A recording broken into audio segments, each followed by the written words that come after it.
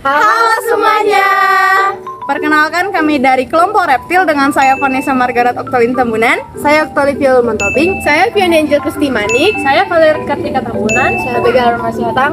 Di sini kami akan menjelaskan secara lebih rinci mengenai apa itu reptil, seperti apa ciri-cirinya, dan bagaimana strukturnya, dan apa saja sih hewan yang termasuk reptil. So, keep enjoy. Bye-bye. Bye-bye. Halo teman-teman, nah kali ini saya akan menjelaskan secara lebih rinci apa sih itu hewan reptilia. Kira-kira teman-teman ada yang tahu nggak apa itu reptilia? Kamu nanya? Oke, reptilia termasuk hewan poikilotrem. Nah, poikilotrem itu apa sih? Poikilotrem adalah hewan yang tidak memiliki kemampuan untuk mengatur suhu tubuhnya sendiri, sehingga dia hanya bergantung ke panas terik matahari dan kondisi lingkungan sekitar agar metabolisme dapat berlangsung. Reptilia termasuk adalah jenis hewan poikilotrem. Nah, reptilia itu terdiri kurang lebih 6.000 jenis hewan, meliputi kura-kura, ular, kadal, serta buaya, bukan buaya darat dong.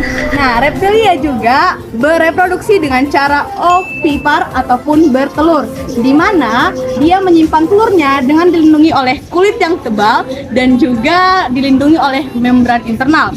Reptilia juga melakukan fertilisasi internal. Fertilisasi internal adalah pembuahan sel telur betina oleh sel telur jantan, di mana terjadi di tubuh induk betina. Teman-teman, tahu nggak di mana aja reptilia itu hidup?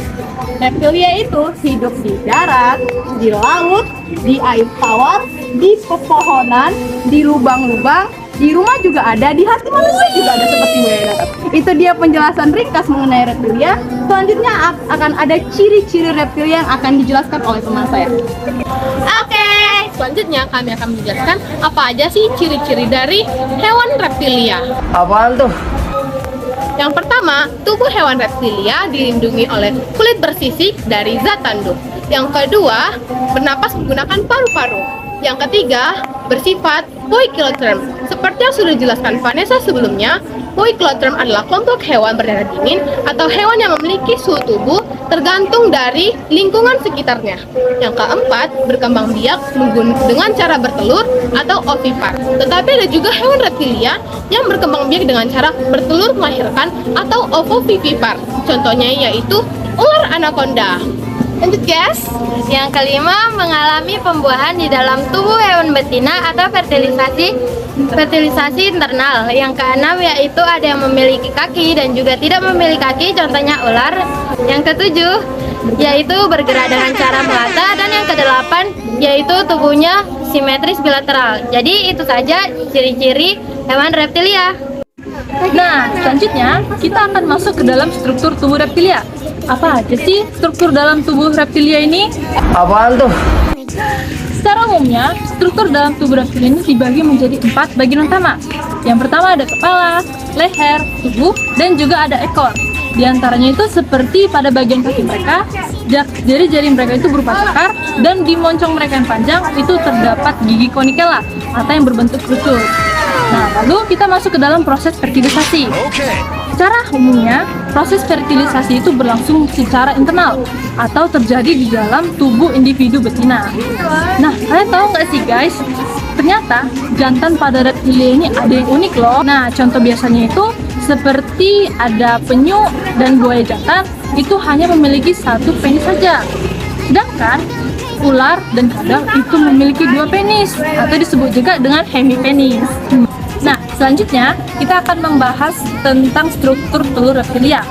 Secara umumnya, telur reptilia itu memiliki cangkang yang lunak atau tidak terlalu keras. Bahkan, telur kadal sendiri itu tidak memiliki cangkang. Loh, kok bisa?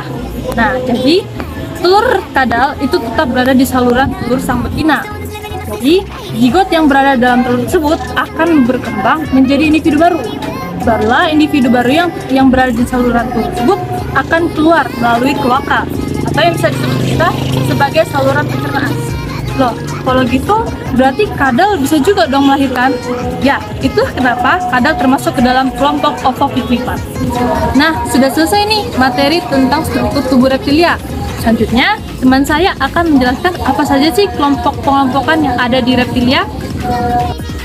Selanjutnya, pengelompokan reptilia terbagi menjadi 4 ordo reptilia yang masih bertahan hidup. Yang pertama, ordo Testudinata, misalnya kura-kura dan penyu. Yang kedua, ordo Rhinchocephalia, misalnya tuatara. Yang ketiga, ordo Squamata, contohnya kadal dan ular. Yang keempat, ordo Loricata, misalnya buaya, aligator, dan gavial.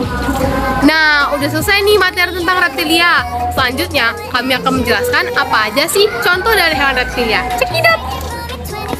Nah teman-teman, ini adalah contoh pertama dari hewan reptil yaitu biawak. Nah kira-kira seperti ini gambar struktur dari hewan biawak. Nah teman-teman, ini adalah contoh kedua dari hewan reptil yaitu kura-kura. Kira-kira seperti ini adalah gambaran struktur dari tubuh kura-kura.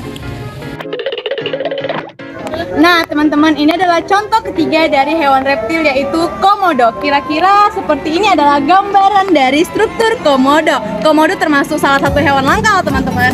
Balik. Nah teman-teman, kita masuk ke contoh keempat dari hewan reptil nih, yaitu buaya. Tapi bukan buaya darat loh. Kira-kira seperti ini adalah gambar struktur dari hewan buaya.